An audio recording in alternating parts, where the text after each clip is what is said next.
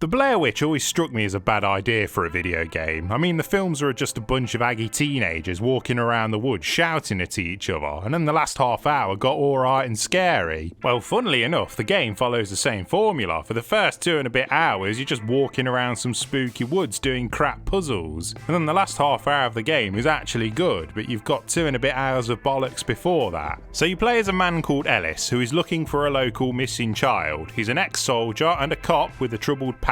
And here's a bit of fun audience interaction for you. Comment below and see if you can guess what naughty he did as a soldier and what naughty he did as a cop, and I bet you're right. Don't be a dickhead and look it up, just think as generic as you can. He also has a dog called Bullet with him, and yes, they do use him as an emotional crutch later in the game. The game tells you that he will respond to how you treat him, so you better be nice. But it's all bollocks, it just changes about half a second of the ending. The dog is quite a central gameplay mechanic. You use him to sniff objects relating to the case, and he can guide you to new clues. And he's also meant to point out enemies for you. Oh yes, there are enemies in this game, and how do you defeat them? Shine a torch at them. Yes, demons from an alternate dimension can be defeated by some AA batteries and a bulb. The little twat's AI is inconsistent though. Sometimes he shits himself whilst tracking and gets caught on a tree, and doesn't track enemies very well when it comes to a fight, leaving you to spin around in a circle hoping you catch one of the fuckers. You also get a video camera early on which lets you view tapes that you can use to manipulate the environment. For example, if a door is open on the tape, you can pause it and it will be open in reality. It's a cool mechanic and it is used to good effect in the last half hour. You can also use the camera's night vision to sneak past enemies instead of killing them with the torch, which is one of the factors to get the good ending. But I didn't realise this until later on in the game, and I didn't want to play through again to get the good ending, which is a bold title because neither ending is what you would call good.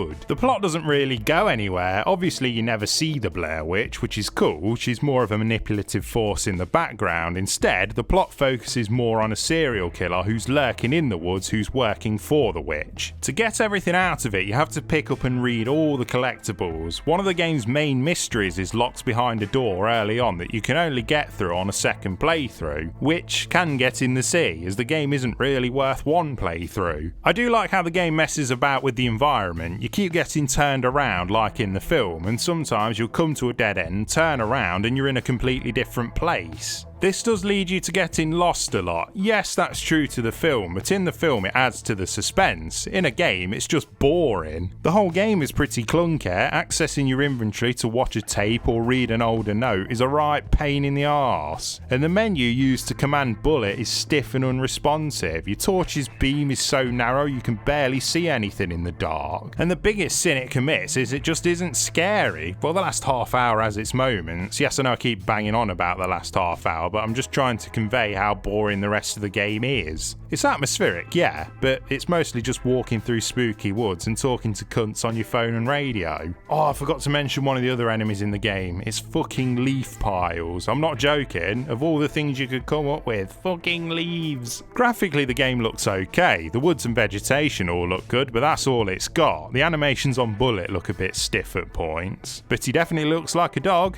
Sadly though, the game runs like dirt. My PC is way over the recommended specs, and the frame rate has been all over the place. No glitches or bugs mind, but the performance really does need work. To end, the Blair Witch is boring and not very scary. For 25 quid you could do so much better, but it is the perfect game for Game Pass, which it is on. You can play it in one sitting, delete it, and never have to think about it again, which is exactly what I will do after this goes up. Shadows creeping from within, a concept built on more